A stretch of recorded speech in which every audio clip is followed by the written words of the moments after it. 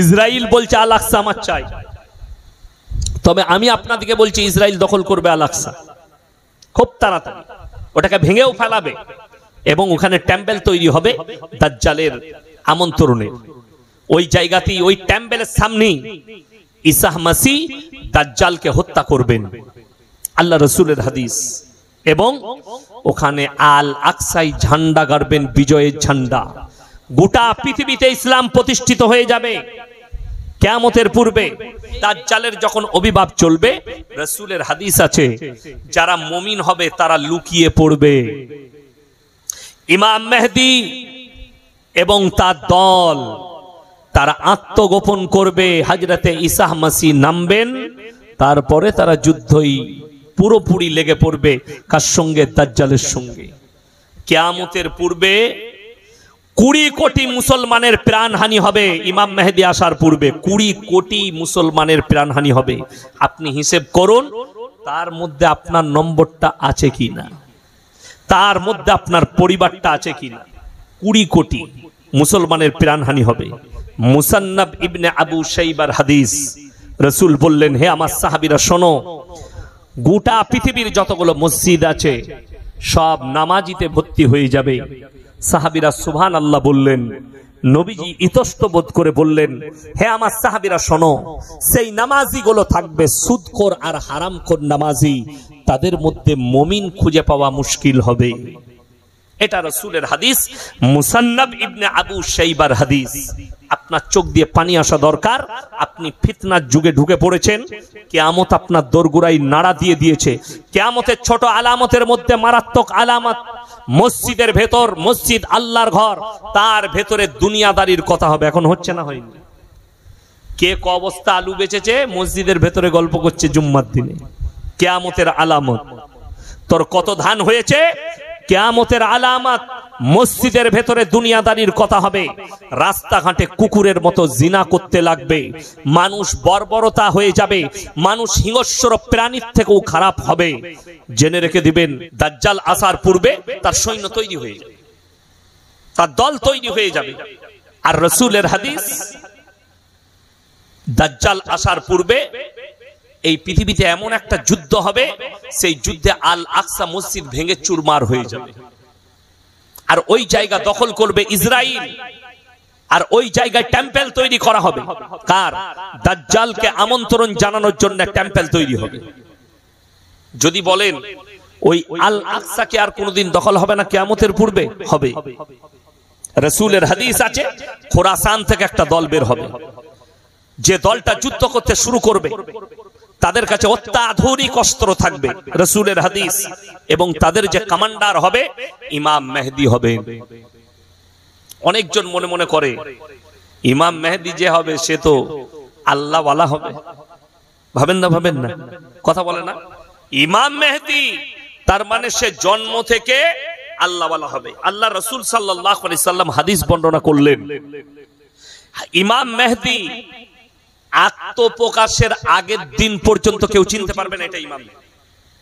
ইমাম মেহেদী যেদিনে আত্মপ্রকাশ করবেন তার আগের দিন পর্যন্ত কোনো মানুষ জানবে না এটা ইমাম মেহেদী। এক রাত্রির মধ্যে আল্লাহ তার পরিবর্তন ঘটাবে। এক রাত্রিতে আল্লাহ তার পরিবর্তন ঘটিয়ে আত্মপ্রকাশ পাবে ইমাম মেহেদী, আর সেই হবে কমান্ডার। সেই দাজ্জালের সঙ্গে মহাযুদ্ধ করবে এবং উনার দলে যিনি যোগ দিবেন তেনার নাম হচ্ছে হযরতে ঈসা মাসিহ। আল্লাহ সিরিয়ার মাটিতে দামাস্কের মসজিদে নামাবেন আসরের নামাজে। কাকে? হযরতে ঈসা মাসিহকে। আর উনি যুদ্ধ করতে শুরু করবেন এবং ওই যে টেম্পলটা থাকবে, এখন যেটা আল আকসা মসজিদ দেখছেন, গোল্ডেন কালারটা কিন্তু মসজিদ নয়। অনেকজন গোল্ডেন কালারের গম্বুজ থেকে মনে করছেন ওটাই আল আকসা মসজিদ, ভুল। ওই যেটা গোল্ডেন কালারের দেখছেন ওই জায়গাতেই রাসূল আকরাম সাল্লাল্লাহু আলাইহি সাল্লামের জন্য বোরাক এসেছিল। ওই জায়গাতেই নবীজি চেপে সাত আসমানে গিয়েছিলেন মেরাজের রাত্রিতে। জোরে বলুন সুবহানাল্লাহ। অরিজিনাল মসজিদ হচ্ছে ব্ল্যাক কালারের গম্বুজটা, ওইটা হচ্ছে অরিজিনাল মসজিদ। এই ইসরায়েলের একটা এবং আমেরিকার একটা বড় চাল, পৃথিবীর মুসলমানকে ধোকা দিয়ে খালি গোল্ডেন কালারটাকেই ছবিটা পোস্ট করছে ফেসবুকে, যেহেতু এটা ভাঙতে সুবিধা হবে। আর ওইটাই হবে আজকে ফিলিস্তিন শেষের দিকে, গাজা শেষ, দখল হবে। কিয়ামতের আলামত গুলো আরামসে প্রকাশ পাচ্ছে। আপনি তৈরি হন কিসের জন্য? পরকালের জন্য, অন্য কিছু। আমার বক্তব্য এরপরে আমি শুরু করব। আমার বন্ধুগণ, আপনারা বলুন তো 5 ওয়াক্তের নামাজ ফরজ না ফরজ নয়? কথা বলেন জোরে। ফরজ। আপনি গোটা এই হরিপাল থানায় সমীক্ষা করুন, আমি বলে যাচ্ছি 100 জনের মধ্যে 80 জন বেনামাজি বেরোবে। ঠিক বললাম না ভুল বললাম? এর মধ্যে 70% এমন মুসলিম পাবেন যারা ইচ্ছাকৃতভাবে নামাজ কাজা করে। আল্লাহ রাসূল সাল্লাল্লাহু আলাইহি সাল্লাম বললেন, যার নামাজ নেই তার মধ্যে ইসলাম নেই। যার নামাজ নেই তার মধ্যে ইসলাম নেই। আপনি ভেবে দেখুন, যদি আপনার মধ্যে 5 ওয়াক্তের নামাজ না থাকে, আপনি যত বড়ই জ্ঞানী হন, যত বড়ই রাজা হন, বাদশা হন, নেতা হন, আল্লাহর কসম খেয়ে বলছি, রাসূলের হাদিস, তার মধ্যে ইসলাম নাই। তুমি যেই হও। আর একটা লোক মাঠে খাটে, একটা লোক লোকের বাড়িতে কাজ করে, লোকটা 5 ওয়াক্তের নামাজ পড়ে, আমি চ্যালেঞ্জ ছুড়ে বললাম তার মধ্যে ইসলাম আছে, তার মধ্যে ইসলাম আছে। এরপর ভেবে দেখুন, অনেক সাধারণ লোক আছে আমাদের, তারা এত জ্ঞানী, চায়ের দোকানে কি বলে জানেন? আমি নামাজ না পড়তে পারি, রোজা রাখতে পারি, গ্রামে আমি ভালো লোক। এরকম মাল আছে না? না, সব গ্রামে কম বেশি 2, 4, 10টা করে বেরোবে। আমি আমার গলসি থানায়, হরিপালের কথা লয়, গলসি থানায় দেখিয়ে দেবো, এমন লোক আছে ঈদ বাকরা ঈদও পড়ে না। এরকম লোক আছে না? নাই, অনেক গ্রামে ঈদ বাকরা ঈদও পড়ে না। সেই লোকের জানাজা ধুমধাম হচ্ছে, সেই লোকের জানাজা ধুমধাম হচ্ছে। আপনি বলছেন আমার মামাই তো ভাই, কেউ বলছে আমার ফুফুই তো ভাই, আহা মারা গেল। আবে হুজুরকে জিজ্ঞেস কর তার জানাজা পড়া যাবে কিনা, আমাদের মতো মৌলবীদিকে জিজ্ঞেস কর। আপনি বলবেন গুঁড়া মৌলবী। আমাকে একটা ইমাম যদি ফতোয়া দেয়, তাকে বলবেন একে রাখা যাবে না। কে বললো জানাজা পড়া যাবে না? আর আমি চ্যালেঞ্জ ছুড়ে বললাম যে জীবনে আল্লাহর ঘরে পা রাখেনি, জীবনে ঈদ বাকরা ঈদও পড়েনি, যে নামাজের ধার ধারে না, অথচ সে বলে আমি ভালো লোক, তার জানাজা পড়ে লাভ নাই, তো তাকে নিয়ে গিয়ে পুঁতে দেন।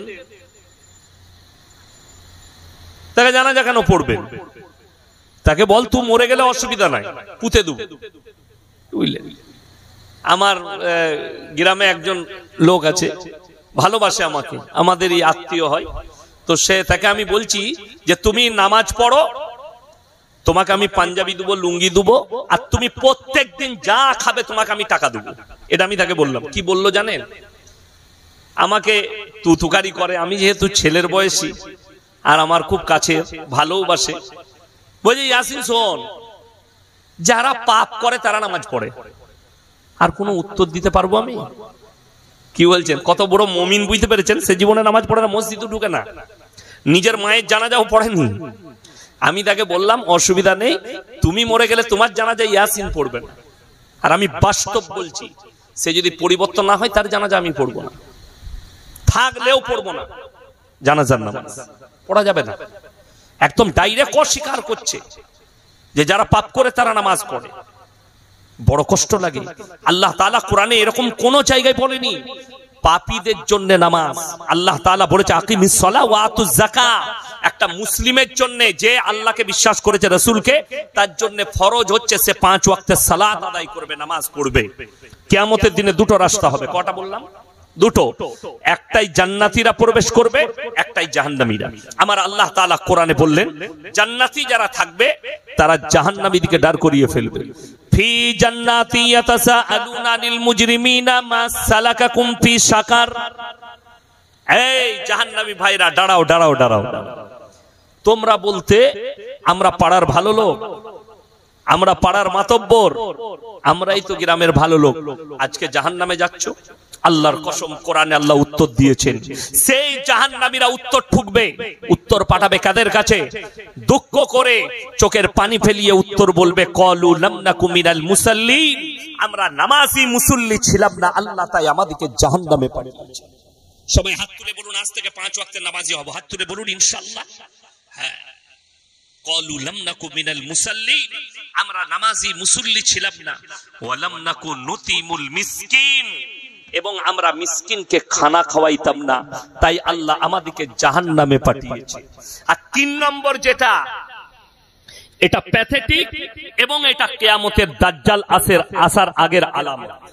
আমি একদম কোরআন থেকে দলিল দিচ্ছি। দাজ্জাল আসার পূর্বে আর একটা মারাত্মক আলামত, যেটা এখানে আয়াতে আছে, ওয়া কুননা নাকুদু মাআল খাইদিন। দাজ্জাল আসার মারাত্মক আলামত, ওয়া কুননা নাকুদু মাআল খাইদিন। দাড়ি টুপি নামাজি মুসল্লিদিকে দেখে হাসি ঠাট্টা বিদ্রুপ করতাম, আল্লাহ তাই জাহান্নামে পাঠিয়েছে। আল্লাহ তাআলা, আপনি মনে করেন না যে ইলমগুলোকে আগে তুলে নেবেন, কোরআনের আয়াতগুলোকে আগে তুলবেন কিয়ামতের পূর্বে? না, আল্লাহ ইলমের থেকে আগে আলেম দিকে তুলে নেবেন দুনিয়া থেকে। কখন? যখন লোক আলেমদের সঙ্গে দুর্ব্যবহার করতে লাগবে। এটা দাজ্জাল আসার একটা বড় আলামত। ইমাম দিকে বেইজ্জতি করা হবে, সমাজের বুকে একটা আলেমের কোনো দাম থাকবে না, কোনো কথাই চলবে না। আজকে একটা দামি কথা বলে যাচ্ছি, আজকে ইয়াসিন সাহেব ভাইরাল বক্তা, ওকে দাওয়াত দিয়ে নিয়ে আয়, আমাকে টাকা দিয়ে নিয়ে আসছেন, ঠিক আছে, ভালোবাসা কি আছে আমি জানি না। আছে কিছু মানুষের মধ্যে, মুমিনদের মধ্যে, যেমন যেখানে জলসায় যায় অনেক যুবক ছুটে আসে, হুজুর আপনার সাথে ফটো তুলব, সেলফি লুব। সেলফি কিন্তু আমার সাথেই লিখছে, বলছে হুজুর আপনার ভক্ত, বয়ান আমার শুন, বয়ান বড় বড় আলেমদের শুনছে, বড় বড় স্কলারদের, কিন্তু আমল করছে বেঈমান আর কাফের আর মুশরিকের। ফটো তুলছে আমার সাথে, কিন্তু চুল কেটেছে শুয়োরের মাথার মতো। রমজান মাসে আমি কোনো এক জায়গায় আদায় করতে গিয়ে ইফতারি করলাম, তো ইফতারি বসেছি দস্তরখানে, তো সেই ছেলেটা খাবার খাওয়াচ্ছে, তো সে যখন আমার প্লেটে খাবার দিতে এলো, কোনো তরকারি দিতে এলো, আমি তার দিকে তাকিয়ে আমি বললাম, ভাই চুলটার নাম কি, কাটটা? বলছে মার্কো কাট। আমি বললাম, তুই আমাকে তরকারি দিই না, তুই তাড়াতাড়ি সর, তোর মাথার মধ্যে আর শুয়োরের মাথার মধ্যে কোনো পার্থক্য নাই। অথচ তারা বলে, হুজুর আপনার ভালোবাসার লোক আমি, আপনাকে মহব্বত করি। দাজ্জাল আসার আলামত এইটাই হবে, মানুষ মুখে বলবে আমি মুমিন, কিন্তু অন্তর থেকে সে বেঈমান হয়ে থাকবে, মুশরিক হয়ে থাকবে, আর বেঈমান কাফেরের অনুসরণ করতে লাগবে। তারা হলে বলে দিই, আমাদের সমাজের লোক কোনোদিন কোন ইমামকে জিজ্ঞেস করেছে, আমার মেয়ের বিয়ে দেবো, একটু সুন্নাত তরিকাটা বলে দেন? বিয়ের দিন ঠিক হবে, লোকজন আসবে, হুজুর আপনি থাকবেন যেন সুন্নাত তরিকায় হয়, কোন রকমের যেন বেফুজুল কথা না হয়, বেফুজুল কাজ না হয়। আপনি বলুন, গান বাজনা হারাম না হালাল? হারাম। পশ্চিম বাংলায় 3.5 কোটি মুসলমান আছে, 2 কোটি মুসলমানের ছেলে মেয়ের বিয়েতে হারাম কাজ হচ্ছে, হারাম কাজ, গান বাজনা, ড্যান্স, নর্তকীর মতো নর্তকী নিয়ে এসে ড্যান্স করাচ্ছে।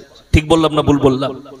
সেই লোক, আচ্ছা বলুন তো, একটা ড্যান্সার এসে, কোন গানেওয়ালা, কোন গায়ক যদি এসে বলে মৌলবি ডাকার দরকার নাই, আমি বিয়েটা পড়িয়ে দেবো আর আমি ড্যান্স করে দেবো, আপনি মানবেন? আমি খুব সূক্ষ্মভাবে বলছি, আর আমি কারো বাঁয়ে বুয়ে কথা বলি না, আমি খুব সূক্ষ্মভাবে কথা বলছি।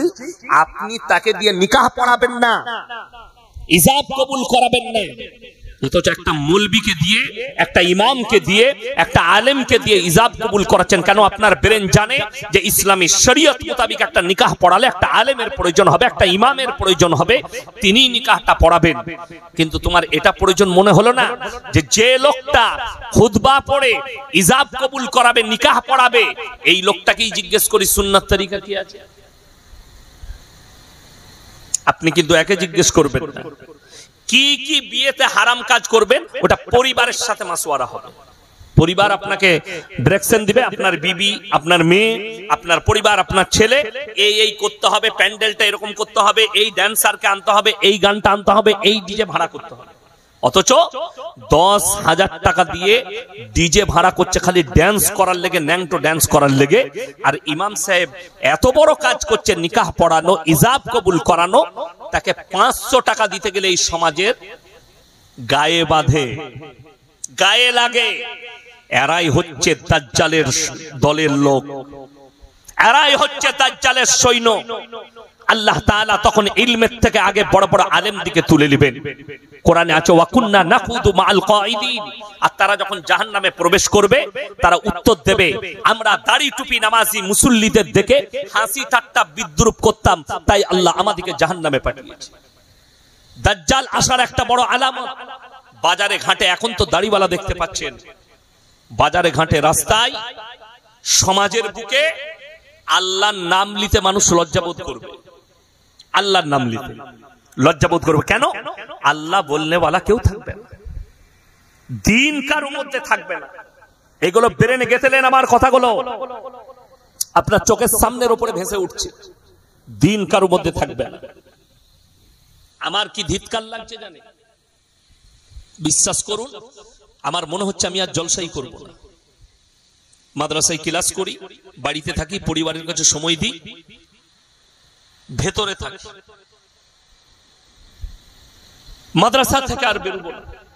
এত কষ্ট হচ্ছে সমাজের অবস্থা দেখে, আমি খুব মর্মাহত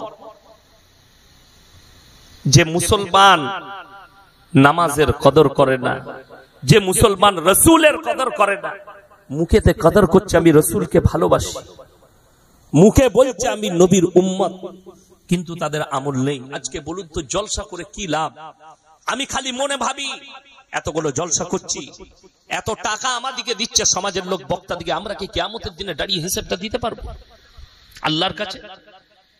ওই জন্য আমি নিয়ত করেছি খুব তাড়াতাড়ি, আমার ব্যবসা ছোট আছে, ব্যবসাকে বড় করব, জলসাই আর মুখ দেখাব। আমি জলসা খুব তাড়াতাড়ি ছেড়ে দেবো, হয়তো দু একটা কাছের মানুষের কাছে নসিহত করতে যাব, তাছাড়া জলসা করব না। কেন? কিয়ামতের আলামত আসছে, এই সমাজ বুঝে না। সিস্টেম হয়ে গেছে, পাড়ায় একটা জলসা করতে হবে, গ্রামে একটা জলসা করতে হবে।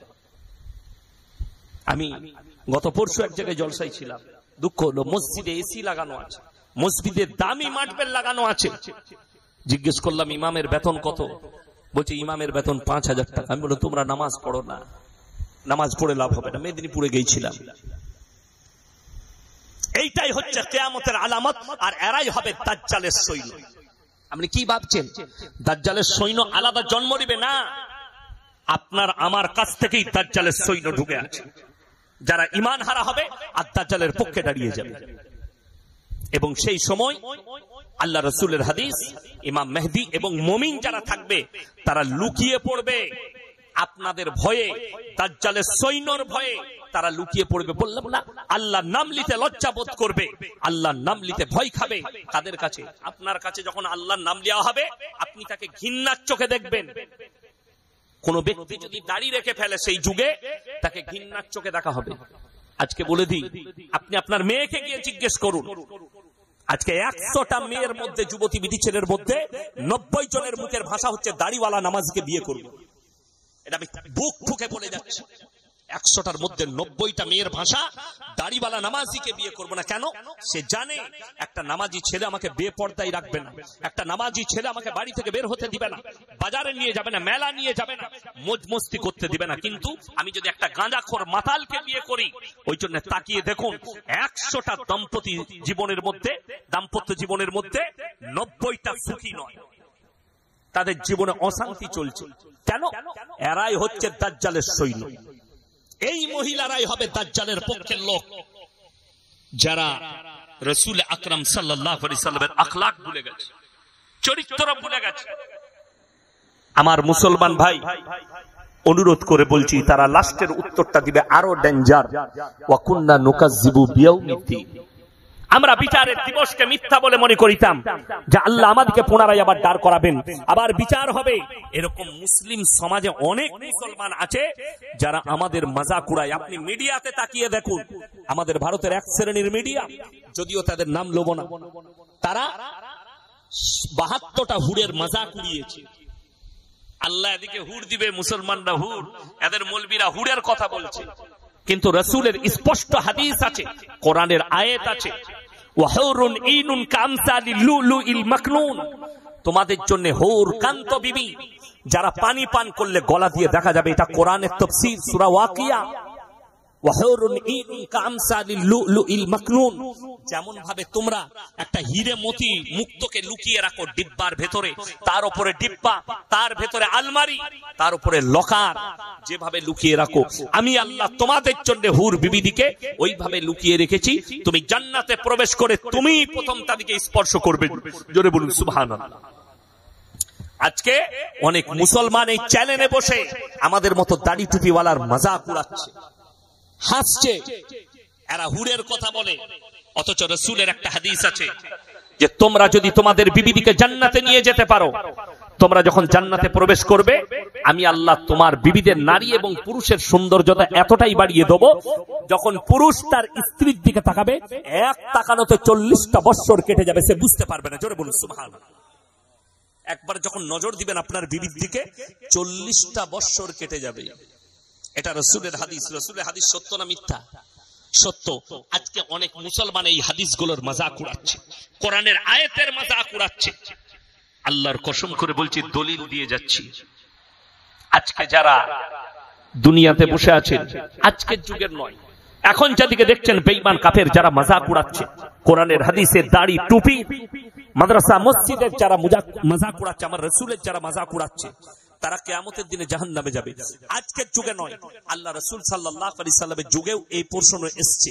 অনেকজন নাস্তিক প্রশ্ন করছে, মানুষ তো মারা যায়, মাটির সাথে মিশে যায়, মিশে না মিশে না?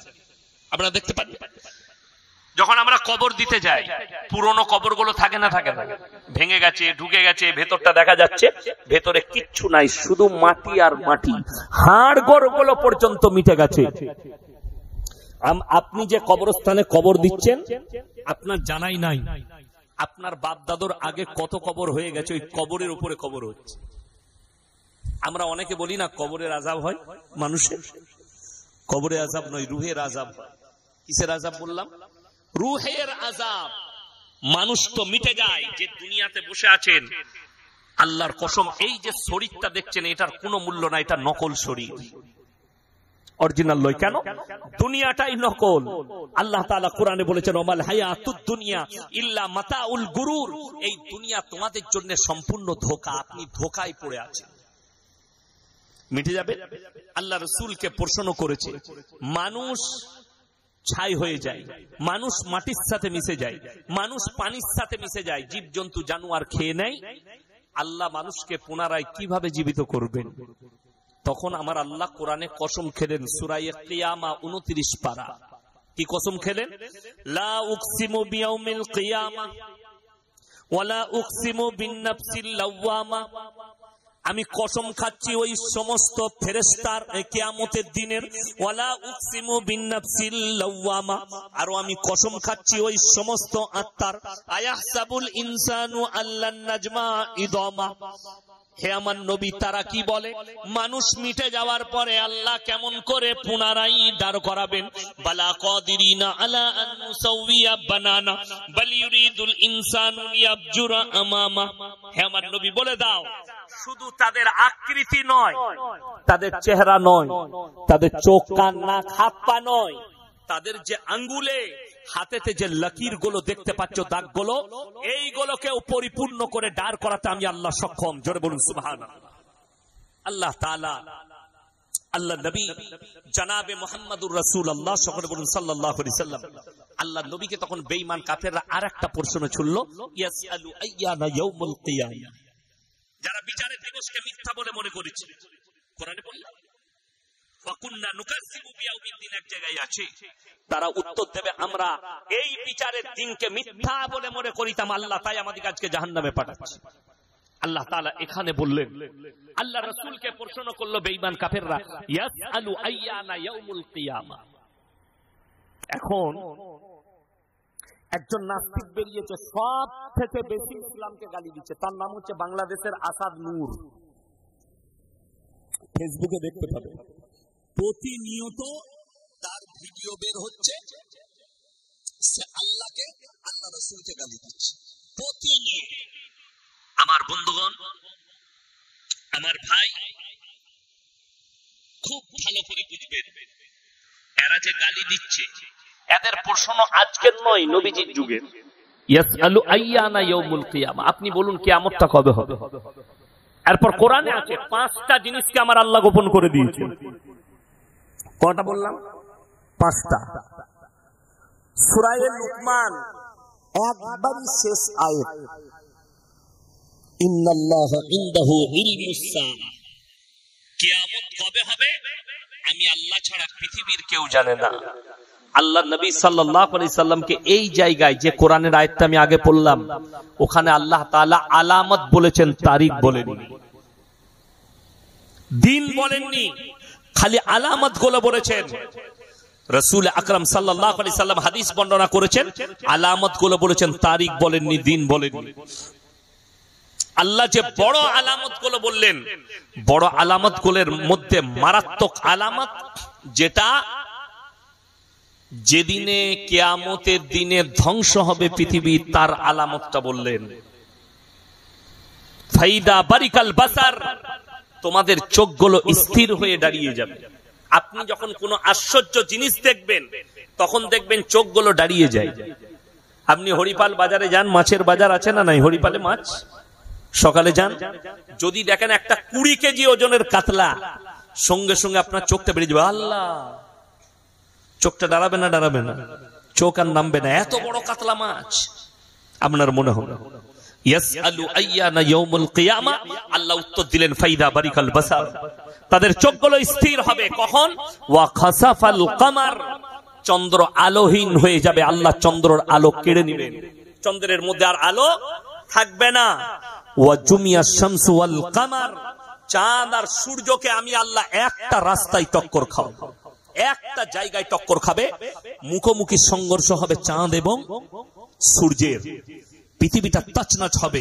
আল্লাহ কোরআনে বললেন, এই অবস্থা দেখে ইয়াকুলুল ইনসানু ইয়াউমাইদিন আইনাল মাফার, হে নবী, মানুষ সেদিনে বলবে কোথায় পালালে বাঁচি। কাল্লা লা ওয়াজার ইলা রাব্বিকা ইয়াউমাইদিনিল মুস্তাকার, সেদিনে নিজের আল্লাহর কাছে, নিজের রবের কাছে দণ্ডায়মন ছাড়া বিকল্প কোনো রাস্তাই মানুষের কাছে থাকবে না। আমার বন্ধুগণ, আমার ভাই, আল্লাহ তাআলা একাধিক দলিল দিয়েছেন কোরআনে, একাধিক, একটা দুটো নয়, কয়েকশো দলিল দিয়েছেন কোরআনের মধ্যে, পুরো কোরআনে কিয়ামত সম্পর্কে।